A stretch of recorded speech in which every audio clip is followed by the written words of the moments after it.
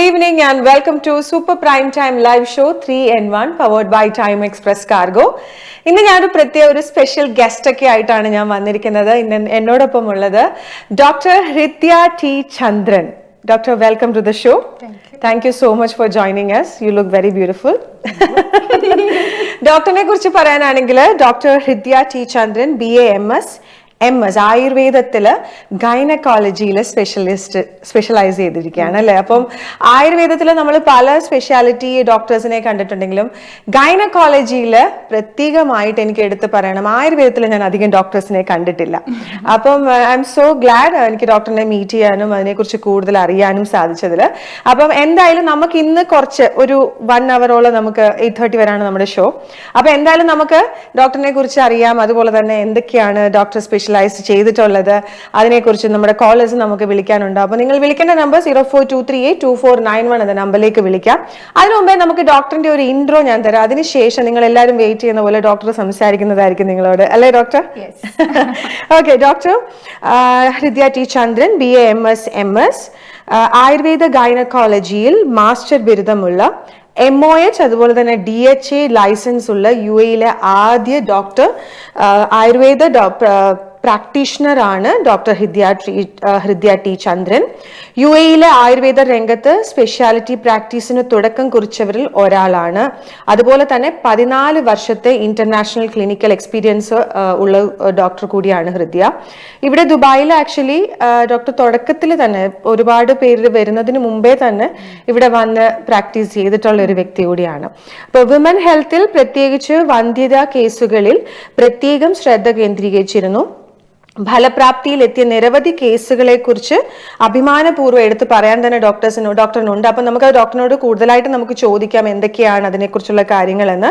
ആയുർവേദത്തിന്റെ അടിസ്ഥാന തത്വങ്ങളിൽ നിന്ന് ഒട്ടും വ്യതിചലിക്കാതെ തന്നെ UAE കാലാവസ്ഥയ്ക്കും ജീവിതശൈലിക്കും അനുസരിച്ച് ചികിത്സകൾ ചിട്ടപ്പെടുത്താൻ ഡോക്ടർ പ്രത്യേകം ശ്രദ്ധ പുലർത്തുന്നു. നിരവധി ദേശീയ അന്തർദേശീയ സെമിനാറുകളിൽ പ്രബന്ധങ്ങൾ അവതരിപ്പിച്ച് അംഗീകാരം നേടാനും ഡോക്ടർക്ക് കഴിഞ്ഞിട്ടുണ്ട്.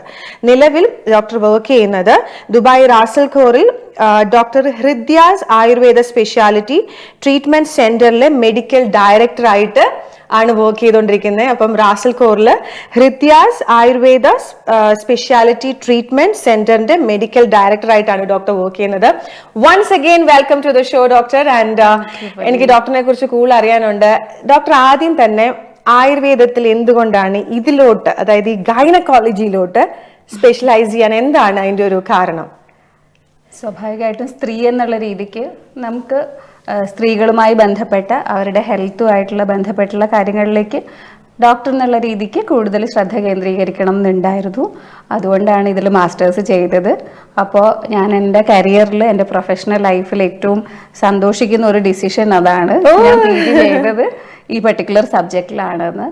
അപ്പോൾ അതുകൊണ്ട് തന്നെ ഒരുപാട് സ്ത്രീകളെ കേൾക്കാം, അവരുടെ ഹെൽത്ത് ഇഷ്യൂസ് ഡിസ്കസ് ചെയ്യാം, അവർക്ക് പറ്റുന്ന രീതിയിൽ ആശ്വാസം കൊടുക്കാൻ പറ്റുന്നു. അത് അങ്ങനെ നമ്മൾ ചിന്തിച്ച് പ്രവർത്തിക്കുന്നതിന് ഒരു നല്ല കാര്യമാണ്. ഡോക്ടർ അങ്ങനെ ചിന്തിച്ചപ്പോഴാണ് നമുക്കിപ്പോൾ ആയുർവേദത്തിൽ ഗൈനക്കോളജി സ്പെഷ്യലിസ്റ്റ് ഒരു ഡോക്ടറിനെ കിട്ടിയത്. അപ്പം ഡോക്ടർ ഇപ്പൊ ഇവിടെ 14 വർഷമായിട്ട് വർക്ക് ചെയ്യാണ്. അപ്പം എന്ത് ടൈപ്പ് ഓഫ് ഇഷ്യൂസ് ആണ് കൂടുതലായിട്ട് ഡോക്ടേഴ്സിനെ കാണാനായിട്ട് പേഷ്യൻസ് വരാറുള്ളത്? ഞാനിപ്പോൾ ഇവിടെ പ്രാക്ടീസ് തുടങ്ങിയിട്ട് 10 years ആയി. അപ്പോൾ ആദ്യ കാലത്തൊക്കെ ശരിക്കും പറയാന്ന് വെച്ചിട്ടുണ്ടെങ്കിൽ ആയുർവേദത്തിൽ ഗൈനക്കോളജി എന്നുള്ളൊരു സ്പെഷ്യാലിറ്റി ഇപ്പോൾ പനീന ആദ്യം പറഞ്ഞ പോലെ ആളുകൾക്ക് അത്രയും അവയർനെസ് ഇല്ലായിരുന്നു. പക്ഷെ ഇപ്പോൾ ഗ്രാജുവലി ആ അവയർനെസ് കൂടി വരുന്നുണ്ട്. അതുകൊണ്ട് തന്നെ ധാരാളം കേസുകൾ ഈ സ്പെഷ്യാലിറ്റി അന്വേഷിച്ചുകൊണ്ട് തന്നെ വരുന്നുണ്ട്. അപ്പോൾ ഇപ്പോൾ ചെറിയ പെൺകുട്ടികളിൽ കാണുന്ന ആർത്തവ സമയത്തൊക്കെയുള്ള വേദന തൊട്ട് പലതരത്തിലുള്ള ഹോർമോണൽ ഇഷ്യൂസ്, മെൻസ്ട്രൽ ഇറഗുലാരിറ്റീസ്, വളരെ കോമൺ ആയിട്ടുള്ള പോളിസിസ്റ്റിക് ഓവേറിയൻ സിൻഡ്രോം, എൻഡോമെട്രിയോസിസ് അല്ലെങ്കിൽ യൂട്രൈൻ ഫൈബ്രോയിഡ്സ്, ഇൻഫെർട്ടിലിറ്റി, ഇതിനെല്ലാം വേണ്ടിയിട്ട് ഇപ്പോൾ ആളുകൾ ആയുർവേദത്തെ അപ്രോച്ച് ചെയ്യുന്നുണ്ട്. കാരണം നമ്മളെപ്പോഴും ഇംഗ്ലീഷ് മരുന്നുകളോടാണ് കൂടുതൽ നമ്മൾ പോയിക്കൊണ്ടിരിക്കുക. അപ്പം എനിക്കിത് കേൾക്കുമ്പോൾ ഭയങ്കര, കാരണം നമ്മളെപ്പോഴും ചിന്തിക്കുക ഒരു ഡെലിവറി കഴിഞ്ഞാൽ പോസ്റ്റ് ഡെലിവറി നമ്മൾ ചെയ്യുന്ന ഒരു മസാജ് അല്ലെങ്കിൽ നമുക്ക് ആ ഒരു ട്രീറ്റ്മെന്റ് ഒക്കെ നമ്മൾ എപ്പോഴും ആയുർവേദത്തിൽ ചിന്തിക്കാറുള്ളൂ. പക്ഷെ ഇത് ഡോക്ടർ ഇപ്പൊ പറയുമ്പോൾ എനിക്ക് അത് എന്നെ പോലെ തന്നെ നമ്മുടെ പ്രേക്ഷകർക്കും അതൊരു പുതിയ അറിവ് കൂടി ആയിരിക്കാം. കാരണം നമ്മളെപ്പോഴും പ്രത്യേകമായിട്ട് ഇംഗ്ലീഷ് മരുന്നുകളിലോട്ടാണ് പോവുക.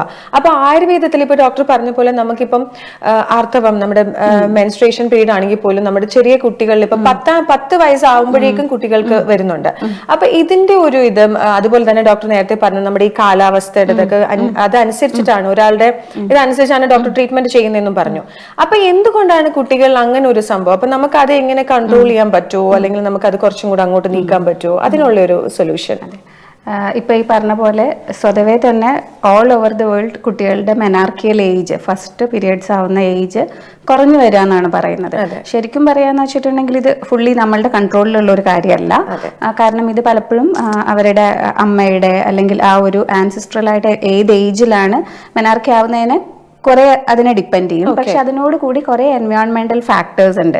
ഇപ്പൊ നമ്മൾ നോക്കിയിട്ടുണ്ടെങ്കിൽ കുട്ടികൾ കുറെ രീതിയിലുള്ള ഷുഗറി ആയിട്ടുള്ള ബിവറേജസ് ഉപയോഗിക്കുന്നത്, അല്ലെങ്കിൽ അവരുടെ ഫുഡിൽ ഒരുപാട് ആനിമൽ പ്രോട്ടീൻസ് ഉള്ളത്, അവർ എക്സാക്ട്ലി ആൻഡ് അവർ വളരെ സെഡൻഡറി ആയിട്ടുള്ള ലൈഫ് സ്റ്റൈൽ, വലിയ എക്സസൈസ് ഒന്നുമില്ല. അത് കുട്ടികളൊക്കെ ഇപ്പൊ അധികം കുറെ കൂടെ സ്ക്രീനിൽ ടൈം സ്പെൻഡ് ചെയ്യുന്നവരാണ്. അപ്പൊ ഇത്തരം കാര്യങ്ങളൊക്കെയും ഇതിന് കോൺട്രിബ്യൂട്ടറി ആവാം. അപ്പൊ ഓവർ ആയിട്ടുള്ള ഫാറ്റ്, അഡിപ്പോസ് ടിഷ്യൂ ഉള്ളത്, കൂടുതലായിട്ടുള്ള ഫാറ്റ് ഉള്ളത്, കൂടുതൽ BMI ഉള്ള കുട്ടികൾ. പക്ഷെ അതേസമയം തന്നെ മെലിഞ്ഞ കുട്ടികളിലും കാണാം. പക്ഷെ എന്നാലും നമ്മൾ കൂടുതൽ നോക്കുമ്പോൾ വളരെ പെട്ടെന്ന് ബോഡി വെയിറ്റ് ഒക്കെ കൂടുന്ന കുട്ടികളാണ് കൂടുതൽ പെട്ടെന്ന് മെനാർക്കിയിലേക്ക് വരുന്നത്.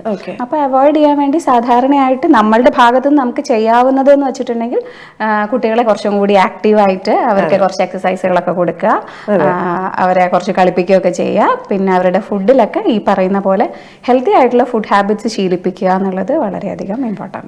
ഇവിടെ പിന്നെ നമുക്ക് എല്ലാവരും വർക്ക് ചെയ്യുന്നത് ഉണ്ടായതുകൊണ്ട് നമ്മൾ എന്താണ് ഈസി അതല്ലേ നമ്മൾ ഇപ്പോഴും, പക്ഷെ അത് കുട്ടികളെ നല്ല രീതിയിൽ ബാധിക്കുന്നുണ്ട് അല്ലേ? ഉറപ്പായിട്ടും. ഞാൻ എപ്പോഴും വരുന്നത് ഇപ്പൊ അഡോളസൻസ് കുട്ടികളെയൊക്കെ ഒരുപാട് വെയിറ്റ് ഗെയിൻ ഒക്കെ ആയിട്ട് കൊണ്ടുവരുമ്പോൾ ഞാൻ എപ്പോഴും പറയും, നമ്മളത് ഈ സമയത്ത് പെട്ടെന്ന് വന്നിട്ട് നിങ്ങൾ ഇന്ന് തൊട്ട് വളരെ ഹെൽത്തി ഈറ്റിംഗിലേക്ക് മാറണം എന്ന് പറഞ്ഞാൽ കുട്ടികൾക്ക് അത് ബുദ്ധിമുട്ടാണ്.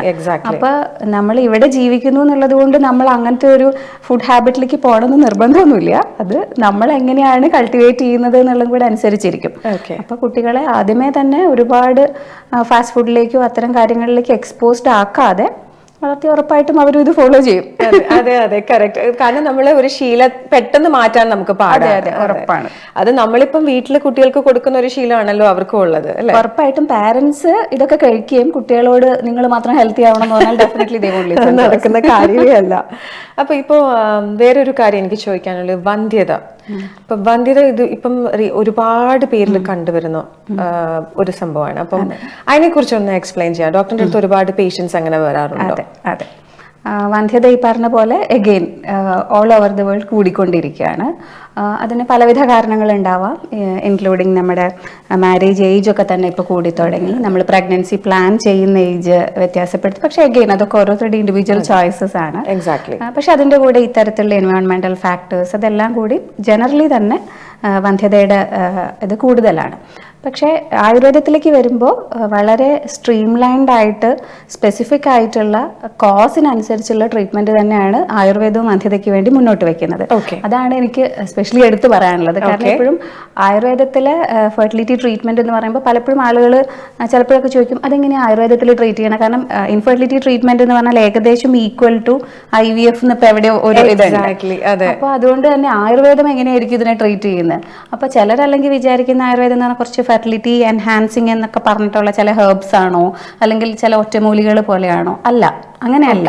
നമ്മളും ഒരു കേസ് വരുമ്പോൾ വളരെ ഡീറ്റെയിൽഡ് ആയിട്ട് ഒരു കേസ് ഹിസ്റ്ററി എടുത്ത് ബോധ പാർട്ട്നേഴ്സ് ഹസ്ബൻഡിനെയും വൈഫിനെയും ഒരുമിച്ച് ഇരുത്തി അവരുടെ മെഡിക്കൽ എല്ലാ ഹിസ്റ്ററി എടുത്ത് പിന്നെ അവരുടെ ഫിസിക്കൽ എക്സാമിനേഷൻ ഒക്കെ ചെയ്ത് ഫർദർ ഇൻവെസ്റ്റിഗേഷൻസ്. ഇപ്പം ഫ്രഷ് ആയിട്ട് ആദ്യമായിട്ട് നമ്മുടെ അടുത്തേക്ക് വരുന്ന ഒരു കേസ് ആണെങ്കിൽ നമ്മളൊരു സെറ്റ്സ് ഓഫ് ഇൻവെസ്റ്റിഗേഷൻസ് വിടും. പക്ഷെ മോസ്റ്റ് ഓഫ് ദ കേസസ് നമ്മുടെ അടുത്തേക്ക് എത്തുമ്പോഴത്തേക്കും കുറെ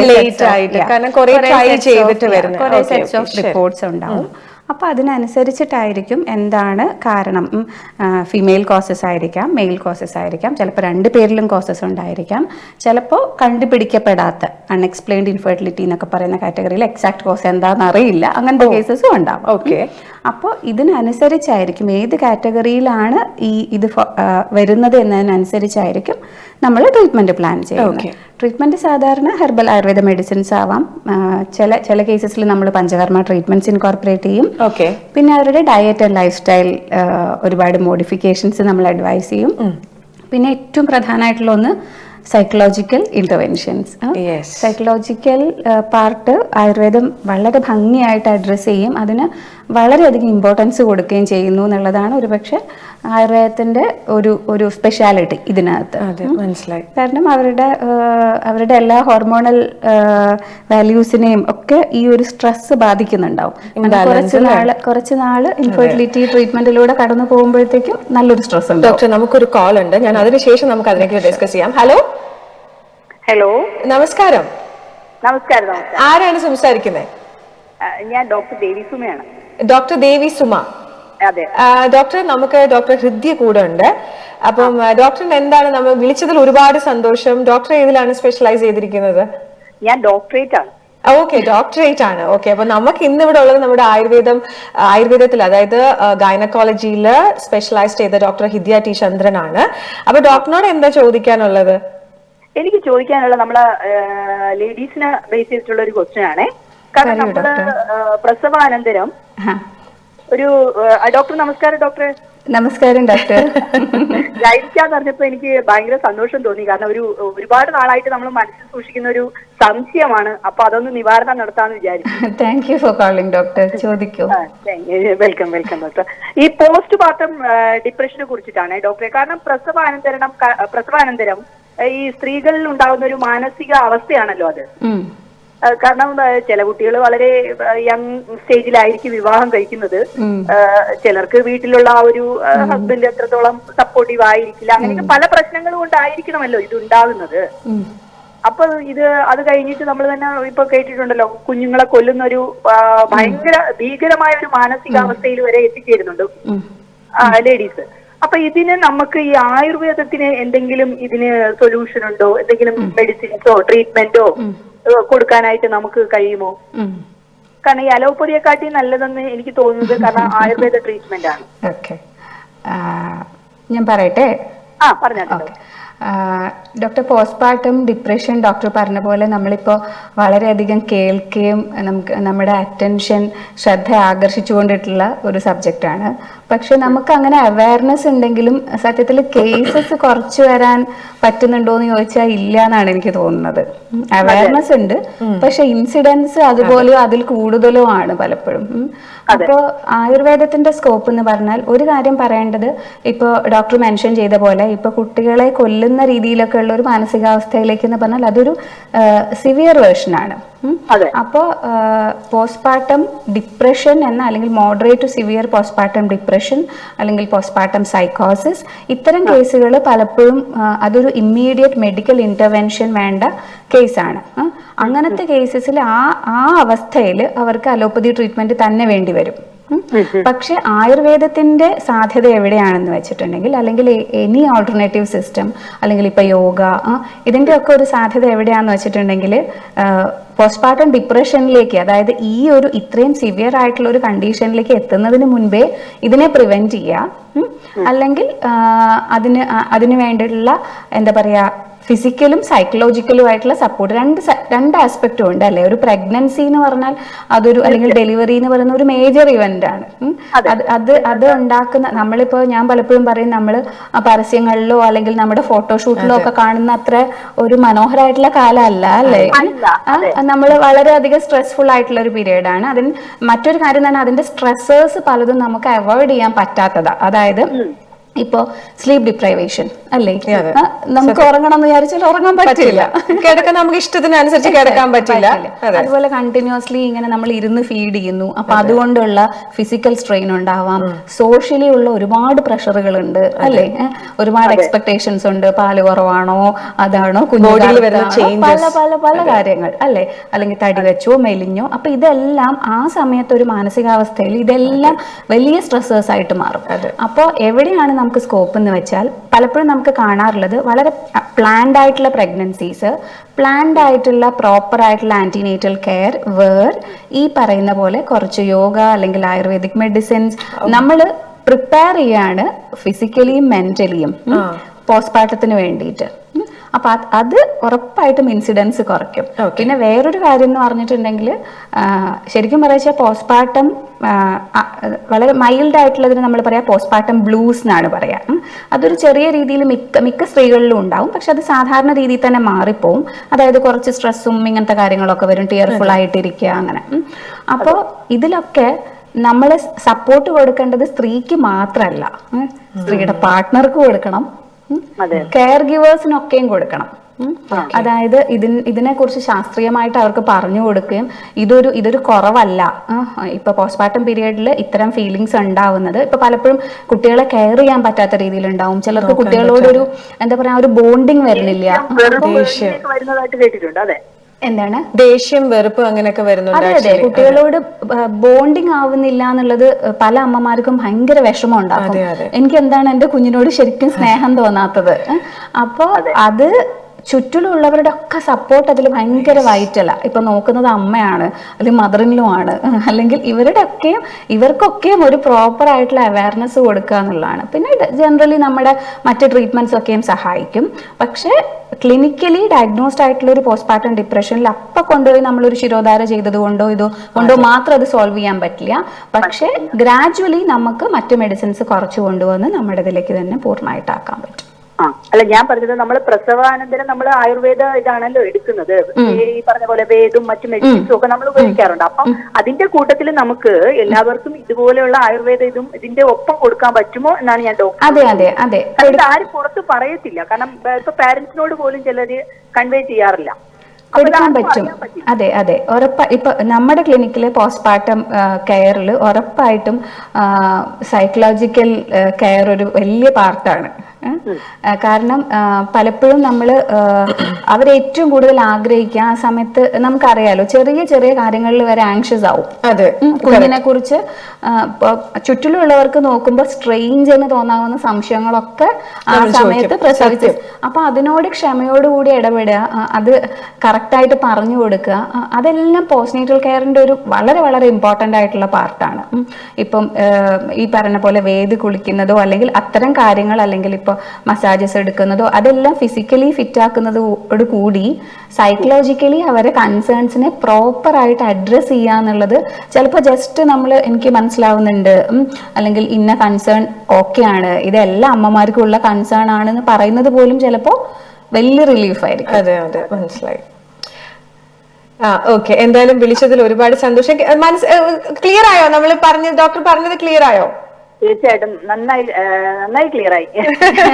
താങ്ക് യു സോ മച്ച് കേട്ടോ വിളിച്ചതില്. Okay thank you doctor. Okay. ഇത് ആക്ച്വലി ഒരുപാട് പേരിൽ ഞാൻ കണ്ട ഒരു സംഭവമാണ്. ഇപ്പൊ ഞാനും ഡെലിവറി ചെയ്ത ടൈമിൽ നമുക്ക് വരുന്നൊരു ഇതെന്ന് വെച്ചാൽ നമ്മൾ മെന്റലി നമ്മളത് ഭയങ്കരമായിട്ട് എഫക്ട് ചെയ്യും. അത് ഡോക്ടർ പറഞ്ഞൊരു മെയിൻ ആയിട്ടുള്ള കാര്യം, നമ്മളുടെ കൂടെ ഉള്ള ആൾക്കാർ നമുക്ക് എങ്ങനെ തരുന്ന സപ്പോർട്ടാണ് അത് നമ്മൾ ഏറ്റവും കൂടുതൽ ചെയ്യുന്നത്. കാരണം എനിക്ക് ഏറ്റവും കൂടുതൽ എനിക്ക് സപ്പോർട്ട് കിട്ടിയത് എന്റെ ഫാമിലി, അത് എന്റെ ഹസ്ബൻഡും മമ്മി മദർ എല്ലാവരും ആണെങ്കിലും നമുക്ക് നമ്മളെ അല്ലെങ്കിൽ ഓക്കെ പോട്ടെ നിനക്ക് അറിയത്തില്ല അല്ലെങ്കിൽ ഇത് ഇങ്ങനെയാണ് എന്ന് പറയുമ്പോൾ തന്നെ അതൊരു നമുക്ക് റിലീഫ്. പക്ഷെ അവിടെ ഒരു കുറ്റപ്പെടുത്തൽ വരുമ്പോഴാണ് ഭയങ്കര നമ്മൾ അഗ്രസീവ്. ഇപ്പൊ ഞാൻ ഇങ്ങനെ സംസാരിക്കുന്നുണ്ടെങ്കിലും എന്റെ പോസ്റ്റ്മോർട്ടം എനിക്ക് ടഫ് ആയിരുന്നു. മനസ്സിലായി. ഞാൻ MD ചെയ്തുകൊണ്ടിരിക്കുന്ന സമയത്താണ് എന്റെ മോൾ ഉണ്ടാവുന്നത്. അപ്പൊ എനിക്ക് ഈ അവയർനെസ് ഒക്കെ ഉണ്ട്. ഹാൻഡിലിംഗ് പീഡിയാട്രിക് കേസസ്, കുട്ടികളൊക്കെ ഹാൻഡിൽ ചെയ്തുകൊണ്ടിരിക്കുന്ന സമയത്താണ് എനിക്ക് മോൾ ഉണ്ടാവുന്നത്. എന്നിട്ട് പോലും ഞാൻ മെഡിക്കലി ഇത്തരം കാര്യങ്ങൾ അറിയുന്ന ഞാൻ പലപ്പോഴും എന്റെ നോൺ മെഡിക്കൽ ആയിട്ട് എന്റെ കസിൻസിനോടൊക്കെ വിളിച്ച് ചോദിക്കും ഇതൊക്കെയാണോ. സോ അത് ഉറപ്പായിട്ടും അഡ്രസ് ചെയ്യപ്പെടേണ്ട, വളരെയധികം സപ്പോർട്ട് കൊടുക്കേണ്ട ഒരു ടൈമാണ്. അത് ഡോക്ടർ പറഞ്ഞ പോലെ തന്നെ എല്ലാവരിലും ഡോക്ടർ പറഞ്ഞൊരു കാര്യം എടുത്ത് പറയാനുള്ളത്, നമ്മൾ ആ ഒരു 9 months അല്ലെങ്കിൽ നമ്മൾ 9-10 months നമ്മളെ ക്യാരി ചെയ്യുന്ന ആ ടൈം തൊട്ട് തന്നെ നമ്മുടെ മൈൻഡും ബോഡിയും നമ്മൾ പ്രിപ്പയർ ചെയ്യണം. അത് ഡോക്ടർ പറഞ്ഞ 100% ഞാൻ യോജിക്കുകയാണ്. കാരണം അല്ലാതെ നമ്മൾ ഡെലിവറിക്ക് ശേഷം നമ്മൾ പോയി ഒരു തടവലോ തിരുമലോ അതല്ല നമുക്ക് ലൈഫിൽ നമുക്ക് വേണ്ട. നമ്മൾ മൈൻഡും നമ്മുടെ ബോഡി അതുപോലെ ഇതുണ്ടെങ്കിൽ മാത്രമേ അതിനും ഒരു സപ്പോർട്ട് നമുക്ക് ഉണ്ടാവുള്ളൂ. കാരണം ഈവൻ ഒരുപാട് വർക്ക് ചെയ്യുന്ന ലേഡീസ് ആണ്. അപ്പം അതിന്റെ കൂടെ നമ്മൾ ഈ ഡെലിവറിയും കൂടെ കഴിഞ്ഞ് ഇമീഡിയറ്റ്ലി നമുക്ക് 45 ഡേയ്സിൽ വർക്ക് ചെയ്യാൻ പോകണം. അപ്പൊ അത് കഴിയുമ്പോൾ നമ്മുടെ ബോഡിയിൽ എന്തെല്ലാം ചേഞ്ചസ് ഉണ്ട്, അപ്പൊ അതെല്ലാം നമ്മളെ എഫക്ട് ചെയ്യും. എനിക്ക് ഏറ്റവും കൂടുതൽ എന്നെ എഫക്ട് ചെയ്ത് ഞാൻ എടുക്കുമ്പോൾ കുഞ്ഞ് കരച്ചിൽ നിർത്തില്ല. അപ്പൊ ഞാൻ വിചാരിക്കുന്നത് ഞാൻ എടുക്കുമ്പോൾ മാത്രം കരച്ചിൽ. നമുക്ക് വളരെ സ്ട്രേഞ്ച് ആയിട്ടുള്ള തോട്ട്സ് ഉണ്ടാവും. എക്സാക്ട്ലി. വളരെ സെൻസിറ്റീവ് ആയിരിക്കും. അപ്പോൾ കൂടെയുള്ള എല്ലാവരും ആദ്യമേ തന്നെ ആരാണോ കെയർ ഗീവേഴ്സ് ആവാൻ പോകുന്നവര് അവർക്കടക്കം പ്രോപ്പർ അവയർനെസ് കൊടുക്കുക എന്നുള്ളത് വളരെ ഇമ്പോർട്ടന്റ് ആണ്. That's very nice doctor. എന്തായാലും ഇതിനെക്കുറിച്ച് സംസാരിക്കുമ്പോൾ തന്നെ ഒരുപാട് പേർക്ക് അതിനുള്ള ഡൗട്ട്സ് ഉണ്ടാകും. കാരണം എൻ്റെ ഒരു കൊലീഗിന്റെ ഫ്രണ്ടിന്റെ വൈഫ് ഇങ്ങനെ ആക്ച്വലി ഡെലിവറി അടുക്കുന്നതിന് മുമ്പേ തന്നെ പ്രഗ്നന്റ് ആയപ്പോൾ തന്നെ ആൾക്ക് ഭയങ്കരമായിട്ട് മാനസികമായിട്ട് പ്രശ്നങ്ങളായിട്ട് കയ്യിൽ കിട്ടുന്നതൊക്കെ എടുത്തെറിയുക. ലൈക്ക് അതൊരു നമുക്ക് എപ്പോഴും പറയാം, നമ്മൾക്ക് വരുന്നൊരു അതും ചെറിയ ഇപ്പൊ പറഞ്ഞ പോലെ തന്നെ നമ്മൾ ചില ആൾക്കാർ 20 വയസ്സിൽ 22 വയസ്സിലൊക്കെ കല്യാണം കഴിക്കുന്ന കുട്ടികളും ഉണ്ടാവും. അപ്പം അങ്ങനെ വരുമ്പോഴും അവർക്ക് മെന്റലിയും ഫിസിക്കലിയും ഉള്ള ചേഞ്ചസ് അവർക്ക് ഭയങ്കര ബുദ്ധിമുട്ടാണ്. അപ്പൊ അതുപോലെ തന്നെ ഡോക്ടർ, എനിക്ക് നേരത്തെ നമ്മൾ പറഞ്ഞ പോലെ വന്ധ്യത അതിനെ കുറിച്ച് സംസാരിച്ചു. അപ്പം ഇത് നമുക്ക് ഇപ്പം ഈ പോസ്റ്റ് പാർട്ടത്തിന്റെ കാര്യം പറഞ്ഞപ്പോ തന്നെ എനിക്ക് വേറൊരു കാര്യം, ഈ പോസ്റ്റ്നേറ്റൽ കെയർ ഇല്ലേ, അപ്പൊ അത് ആയുർവേദത്തിൽ എന്തൊക്കെയാണ് ചെയ്യുക അവിടെ മെയിൻ ആയിട്ട്? പോസ്റ്റ്നേറ്റൽ കെയർ എനിക്ക് തോന്നുന്നു ഏറ്റവും കൂടുതൽ ആളുകൾ നിറയെ അവയർനെസ് ഉണ്ട്. അവയർനെസ് ചിലപ്പോൾ കൂടുതലാണെന്ന് തോന്നുന്നു. സത്യം. കാരണം കെയർ കൂടിയിട്ട് പലപ്പോഴും ആവശ്യത്തെ കൂടുതൽ ചെയ്യുന്നതായിട്ട് തോന്നും. അപ്പോൾ ഉറപ്പായിട്ടും പോസ്റ്റ്നേറ്റൽ കെയറിന്, ആയുർവേദിക് പോസ്റ്റ്നേറ്റൽ കെയറിന് അതിൻ്റെതായ ഇമ്പോർട്ടൻസ് ഉണ്ട്. അതിന് യാതൊരു സംശയവുമില്ല. കാരണം ബോഡി വളരെ മേജർ ആയിട്ടുള്ള ഒരു ചേഞ്ച് കൂടെ കടന്നു പോകുന്നു. നമ്മൾ ഈ പറഞ്ഞ പോലെ ഫിസിക്കലി, സൈക്കോളജിക്കലി, ഇമോഷണലി ഒക്കെ ചേഞ്ച് ആണ്. അപ്പോൾ അതിൽ നിന്ന് ഡെലിവറി എന്ന് പറയുന്ന വലിയൊരു പ്രോസസ്സ് കഴിഞ്ഞ് ബോഡിയെ തിരിച്ച് പഴയ പോലെ ആക്കുക, കൂടുതൽ റീജുവനേറ്റഡ് ആക്കുക എന്നുള്ളതിന് ഉറപ്പായിട്ടും ആയുർവേദത്തിന്റെ പോസ്റ്റ്നേറ്റൽ തെറാപ്പീസിന് ഇമ്പോർട്ടൻസ് ഉണ്ട്. പക്ഷെ ചെയ്യുമ്പോൾ ശ്രദ്ധിക്കേണ്ടത് എന്താണെന്ന് വെച്ചാൽ, പലപ്പോഴും നമ്മൾ ഇപ്പോഴത്തെ ഒരു ഇതെന്താണെന്ന് വെച്ചാൽ, പഴയ അല്ലെങ്കിൽ ഇപ്പൊ അമ്മൂമ്മമാരൊക്കെ പറയുന്ന എല്ലാം ആയുർവേദമാണെന്നാ വിചാരിക്കണേ. ട്രഡീഷണലായി പിന്തുടരുന്ന എല്ലാം ആയുർവേദം പറഞ്ഞതാവണമെന്നില്ല. അപ്പൊ ചില കാര്യങ്ങളെങ്കിലും ശരിയായിരിക്കില്ല. ഇപ്പൊ ഫോർ എക്സാമ്പിൾ ചിലവർക്ക് ഇപ്പോൾ കുറച്ച് ദിവസം മുന്നേ കൂടെ എന്നോട് എൻ്റെ അനിയൻ്റെ ഒരു ഫ്രണ്ട് മെസ്സേജ് അയച്ചു, ചേച്ചി ഒരു വീഡിയോ ചെയ്യണം പോസ്റ്റ്നേറ്റൽ തെറാപ്പിയിൽ, I will share you some insights from my side.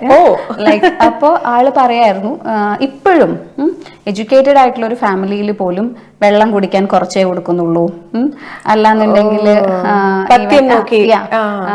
അല്ലെങ്കിൽ കുളിപ്പിക്കുന്ന സമയത്ത് സഹിക്കാൻ പറ്റുന്നതിലും ചൂട് ഉള്ള വെള്ളം ഒഴിച്ചിട്ട് അതൊരു പീഡനാവരുത്. നമ്മളൊരു റിജുവനേഷന് വേണ്ടി ചെയ്യുന്ന ഒരു കാര്യം ഒരിക്കലും അതിന് ബുദ്ധിമുട്ടാവരുത്. അപ്പോൾ സാധാരണ രീതിയിൽ ടോളറബിൾ ആയിട്ടുള്ള ലൂക്വോം ആയിട്ടുള്ള വെള്ളത്തിലാണ് കുളിക്കേണ്ടത്.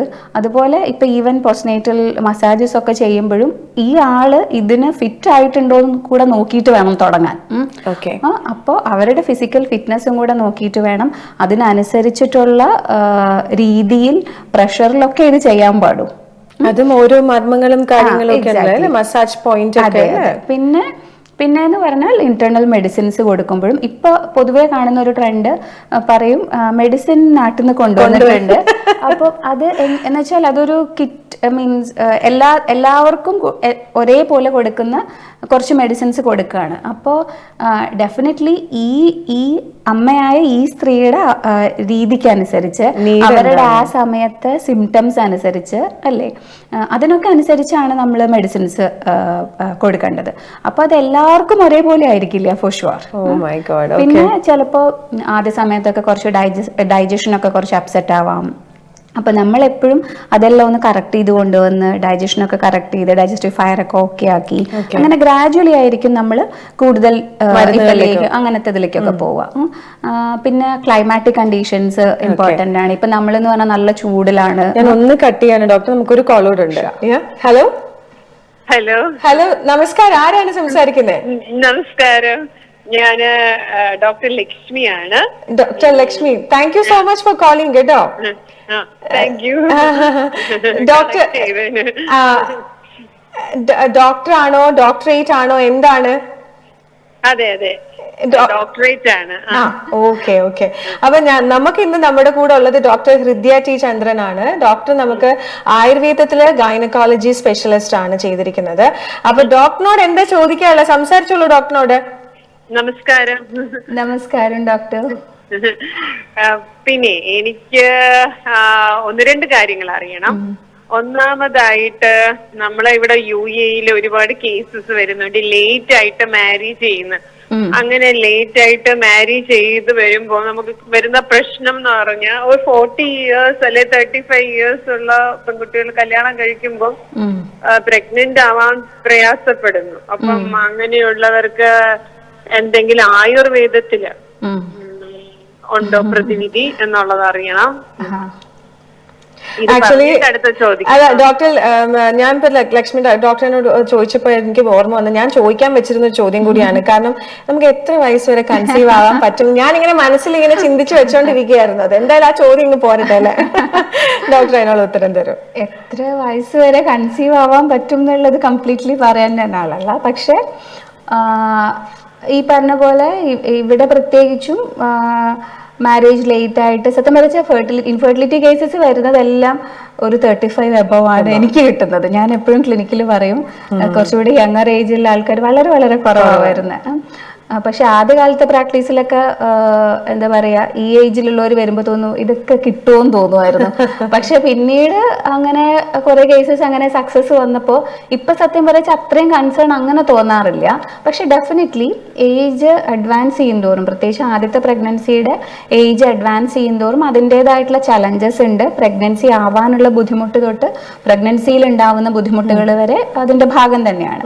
അപ്പോൾ ഒന്നാമത്തെ കാര്യം, ലേറ്റ് ആയിട്ടുള്ള മാരേജ് ആണെങ്കിൽ if you are planning for kids ഒട്ടും വൈകിക്കാതെ പ്ലാൻ ചെയ്യുക എന്നുള്ളതാണ്. അപ്പോൾ അതിന് ഫേവറബിൾ ആയിട്ടുള്ള ചാൻസസ് ഇൻക്രീസ് ചെയ്യാനുള്ള രീതിയിലുള്ള ഡയറ്റ് ആൻഡ് ലൈഫ് സ്റ്റൈൽ മോഡിഫിക്കേഷൻസും ആയുർവേദിക് മെഡിസിൻസും ഒക്കെ നമുക്ക് ഓപ്റ്റ് ചെയ്യാം. ഒരുപക്ഷെ സമയം, അതായത് നമ്മൾ ഇപ്പോൾ 35 ഒക്കെ എബവ് ആയിട്ടുള്ളവർ ശരിക്കും പറയാച്ച സാധാരണ രീതിയിൽ നമ്മൾ പറയാ ഇൻഫെർട്ടിലിറ്റി എന്ന് പറഞ്ഞിട്ടുണ്ടെങ്കിൽ 1 year ഓഫ് ട്രൈ ചെയ്തിട്ട് ആവുന്നില്ലെങ്കിലാണ് ഡോക്ടേഴ്സിനെ കൺസൾട്ട് ചെയ്യാൻ പറയാ. പക്ഷെ ഏജ് അഡ്വാൻസ് ചെയ്യുന്തോറും ഈവൻ നിങ്ങൾ 6 months ട്രൈ ചെയ്തിട്ട് ആവുന്നില്ലെങ്കിൽ തന്നെ ഒരു എക്സ്പെർട്ട് ഒപ്പീനിയൻ എടുക്കണം, എന്താണ് കാരണം എന്നുള്ളത്. അപ്പോൾ ആയുർവേദത്തിന് കുറച്ചും കൂടി എന്താ പറയാ ഫെർട്ടിലിറ്റി എൻഹാൻസ് ചെയ്യുന്ന രീതിയിലുള്ള ട്രീറ്റ്മെന്റ്സിലൂടെ അവരെ ഹെൽപ്പ് ചെയ്യാൻ പറ്റും. പിന്നെ ഏജ് എന്ന് പറഞ്ഞാൽ എനിക്ക് എൻ്റെ കേസസിൽ ഒരു 40 ഡെലിവറി 41 വരെ ആയിട്ടുള്ളതാണ് എനിക്ക് സക്സസ്ഫുള്ളി കിട്ടിയിട്ടുള്ളത്. പക്ഷെ അതിന്റെ അർത്ഥം അതുവരെ പറ്റൂന്നല്ല. പക്ഷെ 42, 43 വരെയൊക്കെ പോവാം. പക്ഷെ 43 ഒക്കെ കഴിയുമ്പോൾ ഞാൻ യൂഷ്വലി പറയും നിങ്ങൾ ഒട്ടും ടൈം വേസ്റ്റ് ചെയ്യരുത്. If you are planning, if it's not happening, try for other IVFs ഒക്കെ നോക്കണം. കാരണം ടൈം ഇസ് വെരി ഇമ്പോർട്ടൻറ്റ്. പക്ഷേ 35 to 40 വരെയുള്ള പ്രഗ്നൻസീസ് ഒക്കെ വലിയ കുഴപ്പമില്ലാതെ തന്നെ മാനേജ് ചെയ്യാൻ പറ്റുന്നുണ്ട്. ട്രീറ്റ്മെന്റിലൂടെയൊക്കെ 45 കഴിഞ്ഞാലും ചെയ്യാൻ പറ്റും അല്ലേ ഡോക്ടർ? 45 എബവ് ഒക്കെ നാച്ചുറലി ട്രൈ ചെയ്യുന്നതിനോട് എനിക്ക് വലിയ അഭിപ്രായമില്ല പേഴ്സണലി. ഞാൻ പലപ്പോഴും കേസസ് വരുമ്പോൾ ട്രൈ ചെയ്യാതെ നമുക്ക് ചെയ്യാൻ പറ്റും. ഞാൻ എങ്ങനെയാണ് യൂഷ്വലി പറയാറുള്ളത് എന്ന് വെച്ചാൽ, ആ ഏജിലുള്ളവർ വരുമ്പോൾ പൊതുവെ ഞാൻ ഓൾട്ടർനേറ്റീവ് മെഡിസിൻ മാത്രം ഡിപ്പെൻഡ് ചെയ്യുന്നതിനെ ഞാൻ ഡിസ്കറേജ് ചെയ്യല്. കാരണം എന്താന്ന് വെച്ചാൽ അവർക്ക് ആർട്ടിഫിഷ്യൽ മെത്തേഡ്സ് കൂടെ ഒരു ചാൻസ് ഉണ്ടെങ്കിൽ അവര് അതിന്റെ സമയം ഒട്ടും കളയരുത്. അതേസമയം ആയുർവേദത്തിന് അങ്ങനത്തെ കേസസിൽ സപ്പോർട്ടീവ് ആയിട്ട് വർക്ക് ചെയ്യാൻ പറ്റും. ഇപ്പൊ ഈവൻ IVF പ്ലാൻ ചെയ്യുന്ന ഒരു കേസിൽ തന്നെ അല്ലെങ്കിൽ നമുക്ക് അതിന്റെ ചാൻസസ് ഇൻക്രീസ് ചെയ്യാൻ എന്നുള്ള രീതിയിൽ അവർക്ക് പഞ്ചകർമ്മ തെറാപ്പീസും മെഡിസിൻസും ഒക്കെ കൊടുക്കാം. അങ്ങനെ ആളുകൾ വരാറുണ്ട്. മാരേജ് മാത്രമല്ല, ഇപ്പം എന്റെ കേസിൽ എന്ന് പറഞ്ഞു കഴിഞ്ഞാൽ ഇങ്ങനെ ഓങ്കോളജിയാണ്. അപ്പം ഞങ്ങൾ ക്യാൻസർ ഒക്കെ ട്രീറ്റ്മെന്റ് ചെയ്യുന്ന സമയത്ത് കൺസീവ് ചെയ്യരുതെന്ന് പറയും. കാരണം അത് കുട്ടിയെ വല്ലാതെ ബാധിക്കും.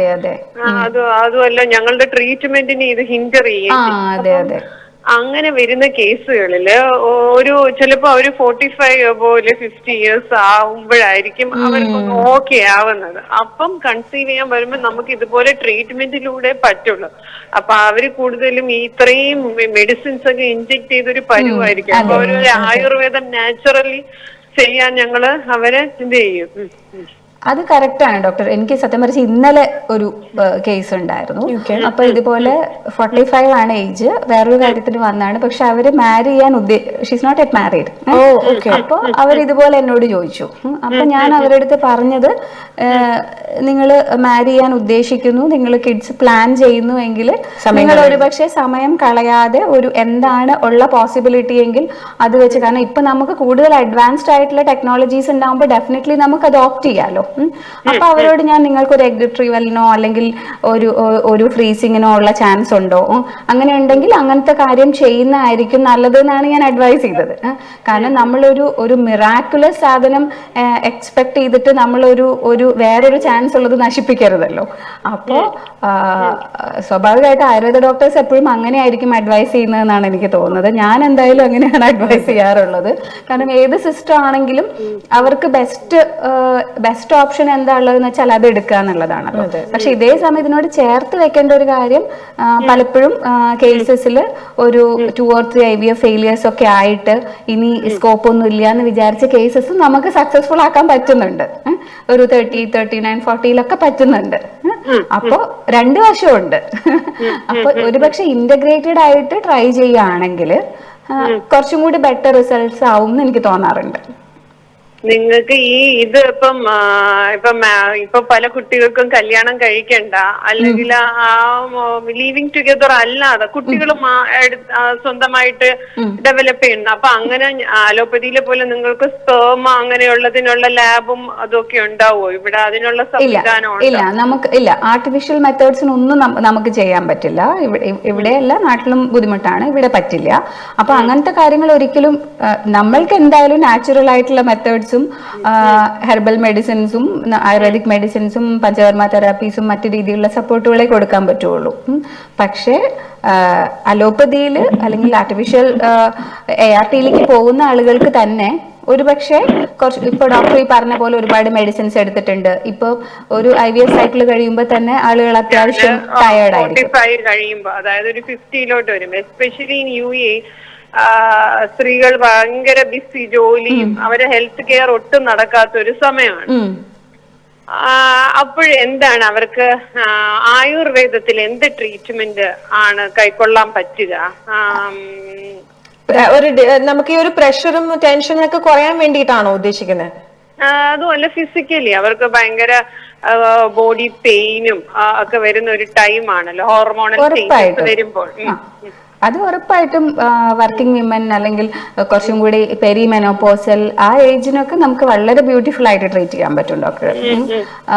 ഈ പറഞ്ഞ പോലെ സിമ്പിൾ ആയിട്ടുള്ള ട്രീറ്റ്മെന്റ്സ് അല്ലെങ്കിൽ കുറച്ച് മെഡിസിൻസ്, ഈവൻ മെനോപോസൽ ഇഷ്യൂസിൽ വളരെ ബ്യൂട്ടിഫുൾ ആയിട്ട് ആയുർവേദത്തിന് ഇന്റർവീൻ ചെയ്യാൻ പറ്റും മിക്ക കേസസും. ഇപ്പൊ റീസെന്റ് ഒക്കെ പലപ്പോഴും കാണാറുള്ളത് കുറച്ച് വളരെ ഒരു യങ്ങർ എന്ന് വെച്ചാൽ ഒരു ഏർലി 40s തന്നെ FSH ഒക്കെ കുറച്ചും കൂടെ ഹൈ പോകുന്ന കേസസ് ഒക്കെ ഇല്ലേ, നമ്മൾ ഏകദേശം ഒരു മെനോപോസിലേക്ക് അടുക്കുന്നു അല്ലെങ്കിൽ അങ്ങനെ തോന്നുന്ന കേസസ് പോലും നമ്മുടെ ട്രീറ്റ്മെന്റിലൂടെ സിംറ്റമാറ്റിക്കലി നല്ല റിസൾട്ട് ഉണ്ട്. അതേസമയം തന്നെ കുറച്ച് അക്കാഡമിക് പർപ്പസിൽ നോക്കിയപ്പം ഫ്യൂ കേസസ് ഒക്കെ വീണ്ടും മെൻസ്ട്രുവേഷൻ കിട്ടുന്നുണ്ട്, അറ്റ്ലീസ്റ്റ് ഫ്യൂ സൈക്കിൾസ് ഒക്കെ. അപ്പോൾ ഉറപ്പായിട്ടും അത്തരം കേസസിൽ Ayurveda has so much to do. എന്തായാലും ഭയങ്കര സന്തോഷം വിളിച്ചതിൽ. പക്ഷെ ഡോക്ടറിനെ പേഴ്സണലി പോയി കണ്ട് ഒരുപാട് കാര്യങ്ങൾ സംസാരിക്കണം എന്നുണ്ടെങ്കിൽ ഡോക്ടർ റാസൽ കോളിൽ doctor Hridya's Ayurveda speciality treatment സെന്ററിൽ ആണ് വർക്ക് ചെയ്യുന്നത്. മെഡിക്കൽ ഡയറക്ടറായിട്ട് അവിടെ വർക്ക് ചെയ്യാണ്. അപ്പൊ എന്തായാലും ഡോക്ടർ പോയി കാണണം കേട്ടോ. ഡോക്ടർ വിളിച്ചതിൽ വലിയ സന്തോഷം. വളരെയധികം ഉപകാരം, ഒരുപാട് സന്തോഷമുണ്ട് സംസാരിച്ചതിൽ. Thank you doctor. Thank you so much. Thank you very much. Bye by.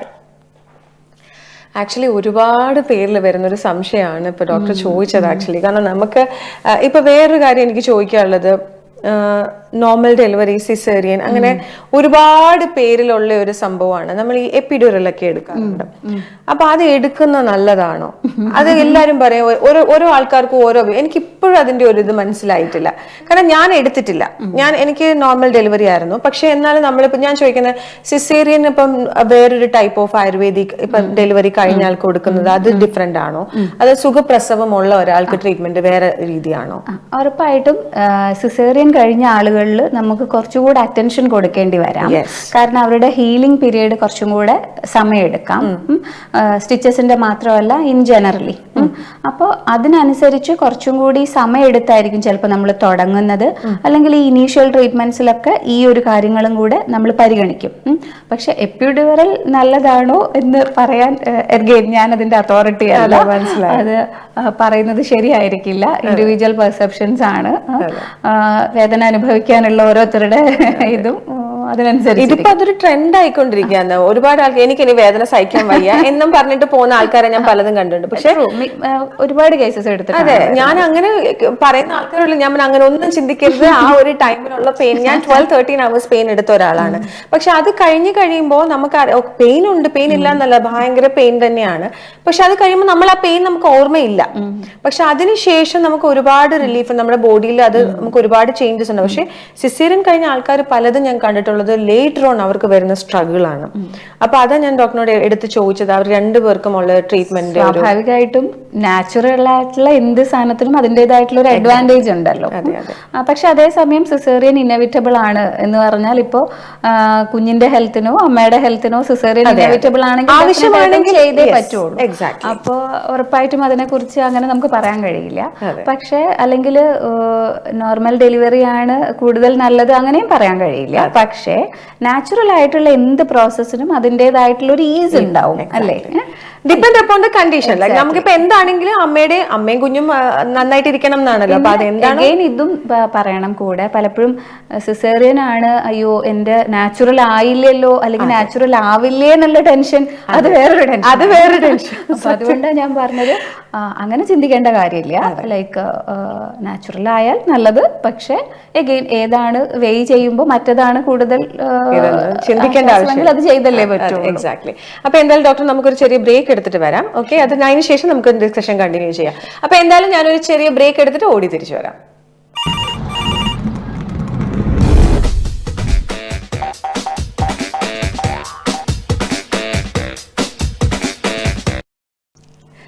Welcome back to 3-in-1. അപ്പൊ എന്തായാലും ഞാൻ ഇന്ന് പറഞ്ഞ പോലെ തന്നെ നമ്മുടെ 3-in-1 കോളേജ് ഒക്കെ വിളിക്കുന്ന നമ്മുടെ ഡോക്ടർ ഹൃദ്യയോട് സംസാരിക്കാനാണ്. നമ്മുടെ ഡോക്ടർ ഇന്ന് നമ്മളോടൊപ്പം 8:30 വരെ ഉണ്ടാകും. എനിക്ക് ഒരുപാട് സന്തോഷമുണ്ട് ഡോക്ടർ നമ്മളോട് ജോയിൻ ചെയ്തതിൽ.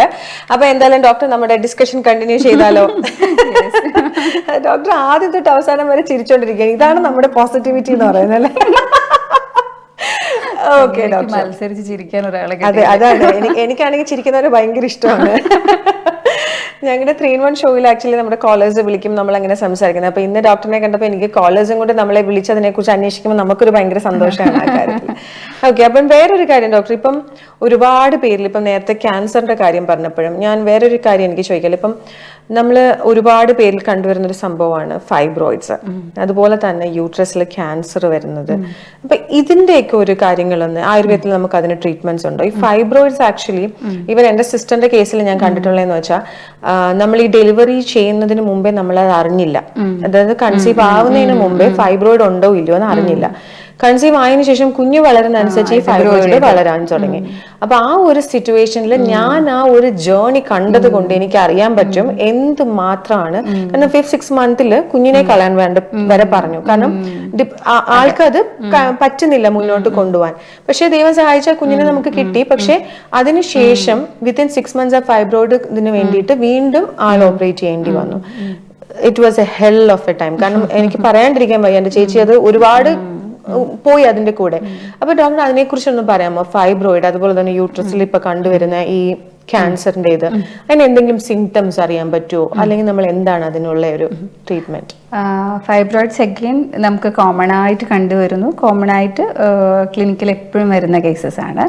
അപ്പോൾ ഫൈബ്രോയിഡ്സിന്റെ ഒരു വെച്ചിട്ടുണ്ടെങ്കിൽ ഏത് പൊസിഷനിലാണ് അതുള്ളത്, അതിന്റെ നമ്പേഴ്സ് എങ്ങനെയാണ്, പിന്നെ അതെന്ത് സിംറ്റം ഉണ്ടാക്കുന്നു, അതിനനുസരിച്ചാണ് അതിന്റെ ഫർദർ മാനേജ്മെന്റ് നമ്മൾ ഡിസൈഡ് ചെയ്യുക. ഇപ്പൊ ചിലപ്പോൾ നമ്മൾ ഹെൽത്തി ആയിട്ടുള്ള കുറച്ച് ആളുകളെ എടുത്ത് സ്കാൻ ചെയ്ത് നോക്കിയാലും ചിലപ്പോൾ കുഞ്ഞു ഫൈബ്രോയിഡ്സ് ഒക്കെ കാണാം, വളരെ ചെറുത്. അപ്പൊ പക്ഷെ ആദ്യമേ ഈ ചെറുത് കാണുമ്പോൾ തന്നെ നമുക്കതിനെ ആയുർവേദത്തെ കൂടെ ട്രീറ്റ് ചെയ്യാൻ പറ്റും. ഓ ഓക്കെ. അപ്പോൾ ചില ആളുകളിൽ ഇത് കുറച്ച് വലുതാവുന്നവരെയും ചിലപ്പോൾ സിംറ്റംസ് ഉണ്ടാക്കുകയില്ല. സാധാരണയായിട്ട് കാണുന്ന സിംറ്റംസ് എന്ന് വെച്ചിട്ടുണ്ടെങ്കിൽ കൂടുതലായിട്ടുള്ള ബ്ലീഡിങ് ഉണ്ടാവാം, മെൻസ്ട്രേഷൻ്റെ സമയത്ത് കൂടുതൽ ബ്ലീഡിങ് ഉണ്ടാവാം, പെയിൻഫുൾ ആവാം. അപ്പോൾ ബ്ലീഡിങ് കൂടുമ്പോൾ ആൾക്ക് അനീമിയൊക്കെ വരാം. ഇത്തരം കാര്യങ്ങളാണ് കൂടുതലും ഉണ്ടാവുക. അപ്പോൾ ഇതിന് വേണ്ടിയിട്ട് ട്രീറ്റ്മെൻറ്റ് എങ്ങനെ ആയുർവേദം ചെയ്യാച്ചാൽ എഗെയിൻ ഹെർബൽ മെഡിസിൻസ് ആയിരിക്കും കൂടുതലും നമ്മൾ കൊടുക്കുക. ചില കേസസിലൊക്കെ നമ്മൾ ഈ പറഞ്ഞ പോലെ പഞ്ചകർമ്മ തെറാപ്പീസ് ഒക്കെ അപ്ലൈ ചെയ്യാം. അപ്പോൾ ഒരുപാട് കേസസ് നമുക്ക് ആയുർവേദം കൊണ്ട് ട്രീറ്റബിൾ ആയിരിക്കും. പക്ഷെ ഒരു പെർട്ടിക്കുലർ പെർസെൻറ്റേജ് ഓഫ് കേസസ് എന്തായാലും സർജറി റിക്വയർഡ് ആയിട്ടുള്ള കേസസ് ആയിരിക്കും. അതിന് ഈ പറയുന്ന പോലെ ഒരുപാട് നമ്പർ ഉണ്ടായിരിക്കുക, അല്ലെങ്കിൽ അതുമൂലം മറ്റ് ബുദ്ധിമുട്ടുകൾ ഉണ്ടാവുക. ഇപ്പം ചിലർക്ക് ബ്ലാഡർ വളരെ സൈസുള്ള ഫൈബ്രോയിഡ്സ് ഉണ്ടായിട്ടുണ്ടെങ്കിൽ അവർക്ക് ബ്ലാഡർ ബവൽ സിംറ്റംസ് ഒക്കെ ഉണ്ടാവാം. അല്ലെങ്കിൽ ഇപ്പം സാധാരണ രീതിയിൽ ഈ ഫൈബ്രോയിഡ്സ് മൂലം ഉണ്ടാവുന്ന ഹെവി ബ്ലീഡിങ് പൊതുവെ ആയുർവേദ മെഡിസിൻസ് കൊണ്ട് വളരെ നന്നായിട്ട് റെസ്പോണ്ട് ചെയ്യുന്നതാണ് മോസ്റ്റ് ഓഫ് ദ കേസസിൽ നമ്മൾ കാണാറുള്ളത്. അപ്പോൾ സിംറ്റമാറ്റിക്കലി കുറേ കൺട്രോൾ ചെയ്യാൻ പറ്റിക്കഴിഞ്ഞാൽ പിന്നെ ഇപ്പോൾ ഫോർ എക്സാമ്പിൾ ഇപ്പോൾ ഒരു ലേറ്റ് 40s ഉള്ള ഒരാൾക്കാണ് സിംറ്റംസ് എങ്കിൽ നമുക്ക് അവരുടെ മെനോപോസ് വരെ ഇത് എങ്ങനെയെങ്കിലും ഇടിച്ച് നിർത്താൻ പറ്റിക്കഴിഞ്ഞാൽ പിന്നെ അത് ഉറപ്പായിട്ടും വളരില്ല. മെനോപോസ് കഴിഞ്ഞു കഴിഞ്ഞാൽ പിന്നെ ഇത് വളരില്ല. പിന്നെ വേറൊന്നുള്ളത് ഫൈബ്രോയിഡ്സ് ക്യാൻസർ ആവാനുള്ള സാധ്യത വളരെ വളരെ കുറവാണ്. ഓക്കെ, യൂഷ്വൽ കേസിൽ. അപ്പൊ അതുകൊണ്ട് ഫൈബ്രോയിഡ് ഉണ്ടായി അത് കണ്ടു എന്നുള്ളത് കൊണ്ട് മാത്രം അതിന് സർജറി ചെയ്യണം എന്നില്ല. ഓക്കെ, ശരി. പക്ഷെ അത് ഈ പറയുന്ന പോലെ പിന്നെ ഫൈബ്രോയിഡ്സ് കൊണ്ട് ചിലപ്പോൾ കൺസെപ്ഷന് അത് വേറെ കോസസ് കാണുന്നില്ല. പക്ഷെ അതിന്റെ പൊസിഷൻ കാരണം ചിലപ്പോൾ അത് കൺസീവ് ചെയ്യാൻ ബുദ്ധിമുട്ടുണ്ടാക്കുന്നതെങ്കിൽ ചിലപ്പോൾ ഫൈബ്രോയിഡ്സ് മാത്രമായിട്ട് യൂട്രസ് മൊത്തം. നമുക്കൊരു കോളോട് ഉണ്ട് doctor. I'm sorry to cut you. Hello hello hello, നമസ്കാരം. ആരാ സംസാരിക്കുന്നേ? ഇത് ഇന്ദു ആണ്. ഇന്ദു എവിടുന്നാ വിളിക്കുന്നേ? ഞാൻ ഷാർജന്നാ വിളിക്കുന്നത്. ഓക്കെ ഇന്ദു, നമ്മുടെ ഡോക്ടർ ഹൃദയ നമ്മളോടൊപ്പം ഉണ്ട്. ഡോക്ടറിനോട് സംസാരിച്ചോളൂ. Hi doctor. ഹായ് ഇന്ദു, പറയൂ. ഡോക്ടർ, നമ്മുടെ ഈ ഡെലിവറിക്ക് ശേഷം വരുന്ന നടുവേദന അത് മാറാൻ എന്താ ചെയ്യണ്ടേ? അത് മാറാൻ നമ്മൾ ആയുർവേദ ട്രീറ്റ്മെന്റ് എടുക്കുക. അങ്ങനെയല്ല, ഇപ്പോൾ ഡെലിവറിക്ക് ശേഷമാണ് നടുവേദന വന്നതെങ്കിലും നിങ്ങളുടെ നടുവേദനയ്ക്ക് എന്താണ് കാരണം എന്ന് നോക്കണം. അപ്പോൾ ഇപ്പൊ നമ്മൾ ചിലപ്പോൾ ഡെലിവറി കഴിഞ്ഞിട്ടാണ് നടുവേദന വന്നതെന്നുള്ളത് കൊണ്ട് നമ്മൾ എപ്പോഴും അത് പ്രസവത്തിനോട് ചെന്ന് കൂട്ടിവെക്കും. അപ്പോൾ എന്തുകൊണ്ടാണ് നടുവേദന? എന്തെങ്കിലും ഡിസ്ക് റിലേറ്റഡ് ഇഷ്യൂ ആണോ, അല്ലെങ്കിൽ വെറും മസ്കുലർ ആയിട്ടുള്ള കാര്യമാണോ, അങ്ങനെ എന്തുകൊണ്ടാണ് വേദന എന്നുള്ളതിനനുസരിച്ചിട്ട് നിങ്ങളുടെ ആയുർവേദ ഡോക്ടർക്ക് നിങ്ങളെ മെഡിസിൻസിൽ കൂടിയും എക്സ്റ്റേണലി ഉള്ള തെറാപ്പീസിൽ കൂടിയും സുഖപ്പെടുത്താൻ പറ്റും.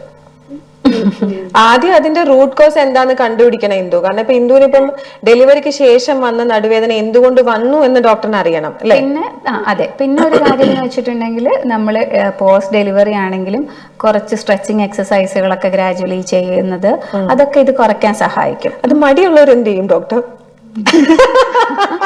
മടിയുള്ള ഡോക്ടറോടാണ് മടിയെ കുറിച്ച് ചോദിക്കുന്നത്. അല്ല, എക്സസൈസ് ഒക്കെ ചെയ്യണമെന്ന് ഭയങ്കര ആഗ്രഹമുണ്ട്, പക്ഷെ അതൊന്നും നടക്കുന്നില്ല. അപ്പൊ ഉറപ്പായിട്ട് ആയുർവേദ ഡോക്ടറെ അടുത്ത് പോകണം. അല്ല, ഇന്ദുവിന്റെ ക്വസ്റ്റ്യൻ കുറച്ചും കൂടെ ഞാൻ കറക്റ്റ് ആയിട്ടല്ല ആൻസർ ചെയ്തതെന്ന് തോന്നുന്നു. ഇന്ദു കുറച്ചും കൂടെ പ്രിസൈസ്ലി പറഞ്ഞാൽ എനിക്ക് കുറച്ചും കൂടെ ഗൈഡ് ചെയ്യാം. ഇപ്പൊ പ്രസവത്തിന് ശേഷം നടുവേദനയാണ് എന്നുള്ളതാണോ? അതെ, ഡെലിവറിക്ക് എനിക്കിപ്പോ 3-4 കൊല്ലമായി എന്റെ ഡെലിവറി കഴിഞ്ഞിട്ട്. പക്ഷെ അത് കഴിഞ്ഞ ശേഷമാണ് എനിക്ക് ഈ നടുവേദന. അതായത് കുറച്ചു നേരം ഇരുന്ന് കഴിഞ്ഞാലൊക്കെ ഭയങ്കര ബുദ്ധിമുട്ടാണ്.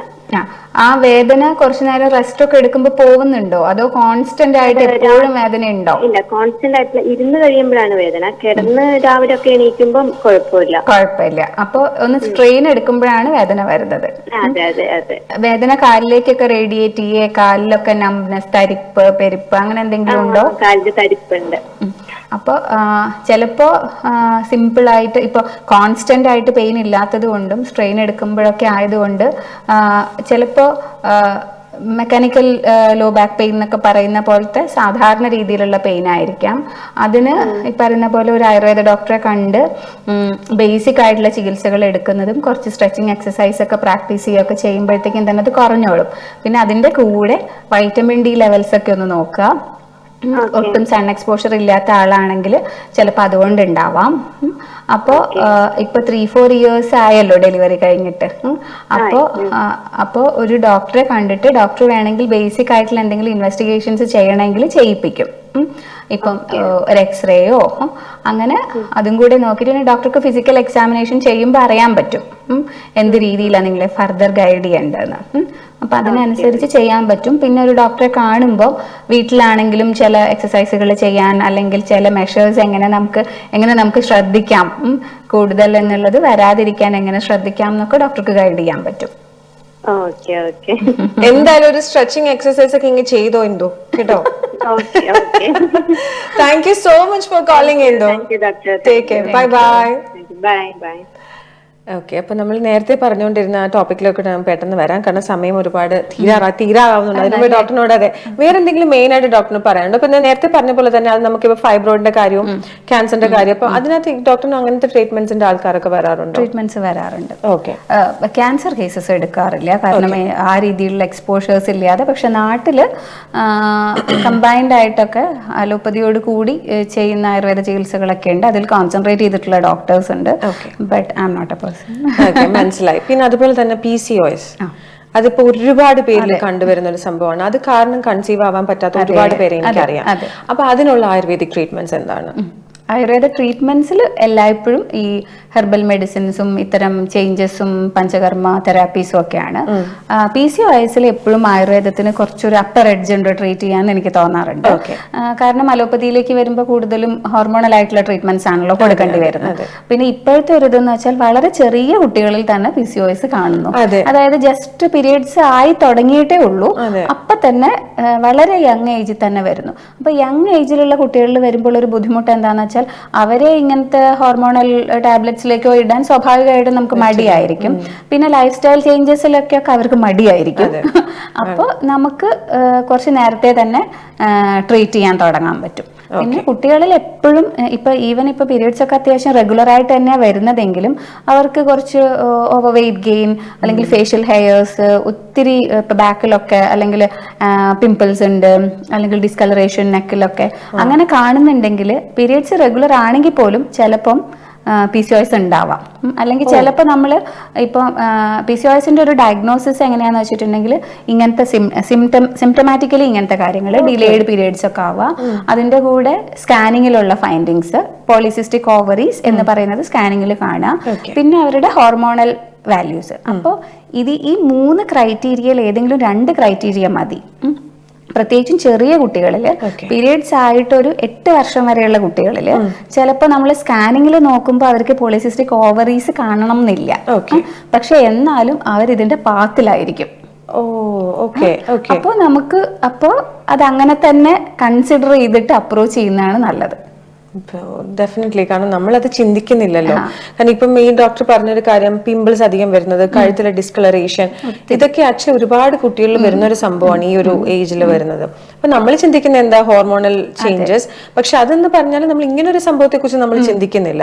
പക്ഷെ അപ്പൊ അതിന് ആയുർവേദിക് നമുക്ക് ഇനിഷ്യലി തന്നെ ട്രീറ്റ് ചെയ്യാം. Okay, perfect. അപ്പൊ അതെന്തായാലും ആക്ച്വലി നിങ്ങൾ എല്ലാവരും കേട്ടോണ്ടിരിക്കുന്ന അമ്മമാർക്കൊക്കെ അങ്ങനെ ഇപ്പൊ കാരണം വളർന്നു വരുന്ന കുട്ടികൾ നമ്മുടെ ആഹാരത്തിന്റെ ആയാലും ഒരുപാട് ഡിഫറൻസും കാര്യങ്ങളും, കാരണം നമ്മളൊന്നും ഒരുപാട് ഓവർ വെയിറ്റ് ആവുന്ന കുട്ടികൾ, ഇപ്പം 10 വയസ്സിൽ തന്നെ പീരീഡ്സ് ആവുന്ന കുട്ടികളുണ്ട്. അപ്പം അങ്ങനെയൊക്കെയുള്ള ഇതുണ്ടെങ്കിൽ നമ്മൾ ആദ്യം തന്നെ അത് ഡയഗ്നോസ് ചെയ്ത് കണ്ടുപിടിച്ച് നമ്മൾ ആയുർവേദത്തിൽ ട്രീറ്റ്മെന്റ്സ് ഉണ്ടെങ്കിൽ ഏറ്റവും നല്ലത് ആയുർവേദം തന്നെയാണെന്ന് ഞാനും വിശ്വസിക്കുന്ന ഒരു വ്യക്തിയാണ്. അതുപോലെ തന്നെ ഇടയ്ക്കിടയ്ക്ക് ഒരു റിലീഫ് പോലെ നമ്മൾ ആയുർവേദത്തിൽ ഒരു ട്രീറ്റ്മെന്റ് ഒക്കെ ചെയ്യുന്നത് നല്ലതല്ലേ ഡോക്ടർ? അല്ലേ? ഞാനത് ആക്ച്വലി ചിന്തിക്കുന്നുണ്ട്. കാരണം നമ്മളിപ്പോ ഒരു ലൈഫ് എന്ന് പറയുന്നത് നമുക്ക് വീക്ക്ലി 5 ഡേയ്സ് അല്ലെങ്കിൽ 6 ഡേയ്സ് വർക്ക് ചെയ്യുന്ന ആൾക്കാരാണ്. അപ്പം അതിൽ നിന്ന് ഇടയ്ക്കൊക്കെ പോയി ഒരു നല്ല ഈ കർക്കിടക മാസത്തിൽ അല്ലേ അങ്ങനെയൊക്കെ. ആയുർവേദത്തിന്റെ ഏറ്റവും വലിയ ബ്യൂട്ടി എന്ന് പറഞ്ഞിട്ടുണ്ടെങ്കിൽ അതിന്റെ ഈ ഒരു പാർട്ടാണ്, അല്ലെങ്കിൽ വെൽനെസ് അല്ലെങ്കിൽ പ്രിവെൻഷൻ. ആയുർവേദ ഡോക്ടറെ അടുത്താണ് പേഷ്യൻസിന് വന്നിട്ട് വീണ്ടും പിന്നെയും വരാം പിന്നെയും കാണാം കോൺഫിഡന്റ്ലി പറയാൻ പറ്റുന്നത്. അതെ അതെ, കാരണം ഒരു നല്ലൊരു റിലീഫും ബോഡി ഒരു നല്ല നമുക്കൊരു ഈസ് ആയിട്ട് പോകാം അല്ലെ, സ്ട്രെസ്. പിന്നെ കുറെ നമുക്ക് ഈ കഴുത്തിലൊക്കെ കുറെ ആൾക്കാർക്ക് ഇങ്ങനെ സ്ട്രെസ് ഒക്കെ.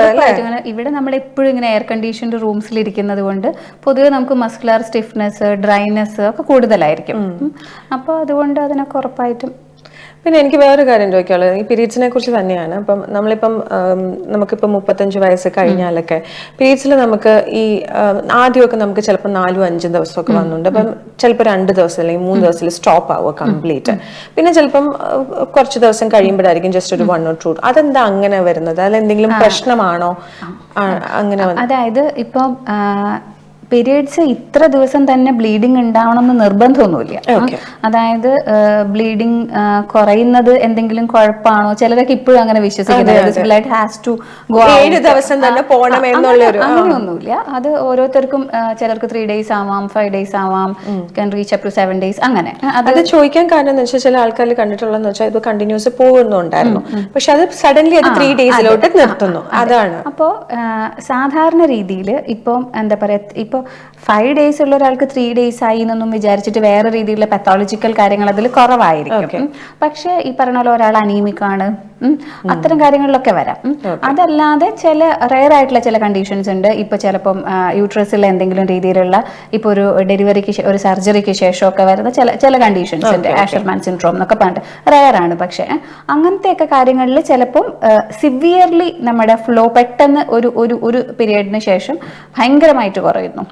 അപ്പൊ അങ്ങനത്തെ കാര്യങ്ങളിൽ നമ്മളത് ഒരു കൺസേൺ ആയിട്ട് എടുക്കണം. ബാക്കിയുള്ള കാര്യങ്ങളിൽ ചിലപ്പോൾ നാച്ചുറൽ ആയിരിക്കാം, അല്ലെങ്കിൽ അത് ശ്രദ്ധിക്കേണ്ടതല്ലായിരിക്കാം. പക്ഷെ ഫ്ലോ കൂടുന്നത് എപ്പോഴും നമ്മളൊരു കൺസേൺ ആയിട്ട് എടുക്കണം. Okay, fine. ഡെഫിനറ്റ്ലി.